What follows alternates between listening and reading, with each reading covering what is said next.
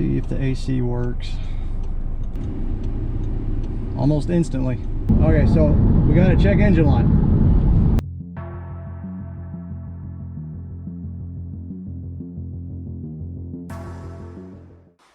Alright guys, welcome back to part 28 of the TT. You see I got my favorite shirt on. So we'll get right to it. Today's video is ultimately the most important video. Second most important video would be this thing actually running. Today's video, we're going to actually drive this thing on the road for the first time, which we did. I'm recording this after the fact. We put about 40 miles on it, and as you can see, we made it. Yes, the hood's back up. I've got to pull the plugs out and re-gap them. We wound up getting spark blowout above 4,500, 5,000 RPM under a full throttle situation. We're going to gap them down to 28 thousandths and go from there. There was another small little water leak that I already fixed. So as always, nothing seemed to go right. I was running a log file with my scanner and it decided it only wanted to record 3 minutes of the run. That kind of sucks. I was going to have that up on like the bottom corner of the screen so you can see the throttle position and the engine RPM and some other things while I was driving in real time, and that would have been really neat. But then all of a sudden that didn't, so that's gone. That didn't work. So I had another camera facing the back window so you could see the spoiler pop up when we got to highway speeds, and of course you could see you don't want to, it's all jittery and shaky. So we were reduced down to just the one GoPro on the window. Unfortunately, the camera angle from the GoPro I thought was going to work out great, and it's not that great. This car has a lot of road noise. The audio is not that great. I mean, I'm not that proud of this ride-along video. This is my first ride-along video in the car, and considering the road noise of one of these cars on the highway or even on the road, it sounds like the tires are made of wood. I mean, other than that, guys, the car ran flawlessly. The AC worked almost immediately. I hadn't even been thinking about that until I was out on the road. The car is smooth as glass on the interstate. No vibrations, no abnormal noises. Everything worked. It's very hard to hear on the camera, but after every upshift you get a little burble and a little blip out of the exhaust. It's like it sounds so cool. I love it. But there will be another second test drive video here shortly we'll do a couple full throttle runs, making sure everything's good to go there. But enough of that, me rambling on and on. I hope you enjoy the video.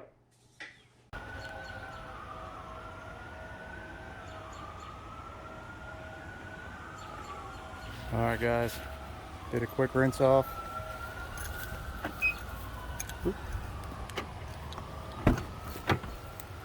Obviously it's not been cleaned yet. We are going for our first ride. Got my scanner getting ready to record a log file. Got my fire extinguisher, I've got a dash cam. Got my little GoPro, so go for a ride along with us. Alright guys, here we go.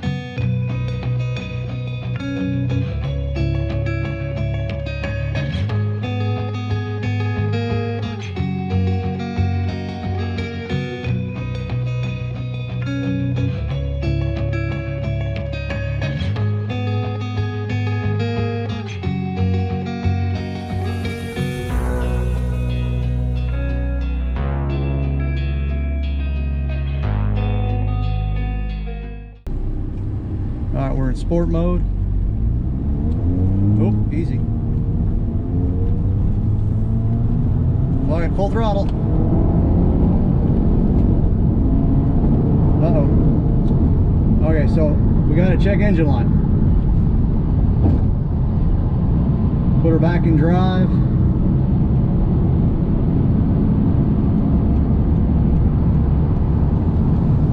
All right, now the check engine light went away.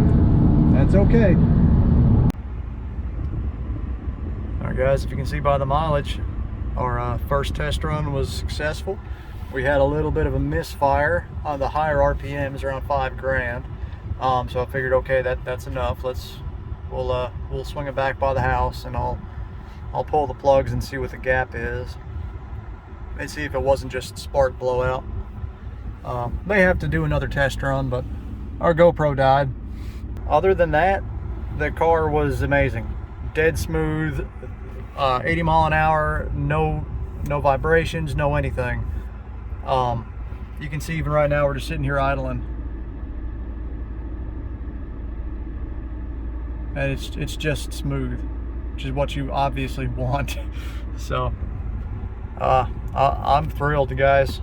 All that hard work paid off. I said we just got one more little hiccup to work through, and then we can focus on moving forward. And of course, hooray. All right, guys, we got that coolant leak fixed. Thankfully, I don't think there's anything wrong with the hose. It's just, for whatever reason, I'm pretty sure that this clamp is probably just wore out, because this one is nice and tight. I mean, you can't turn this at all. And when this was on here by itself, you could just kind of rotate the whole hose, and it would hold pressure up to like maybe 8 pounds, and then it would start to leak when you went over. So I just threw a regular worm gear hose, traditional hose clamp on there.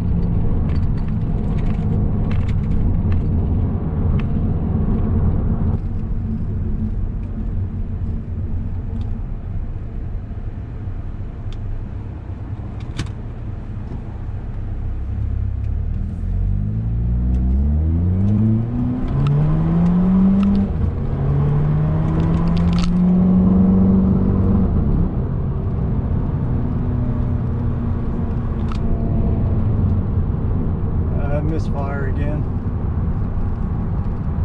Damn. Alright, well, that sucks.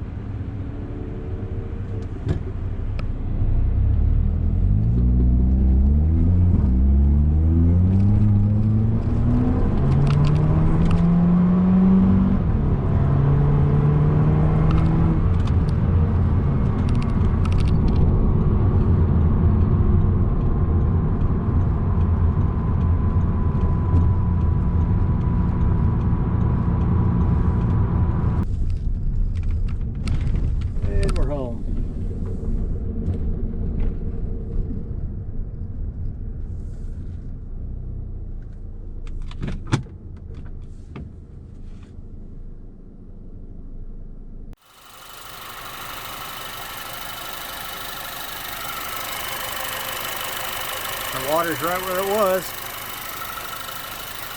And it's nice and dry.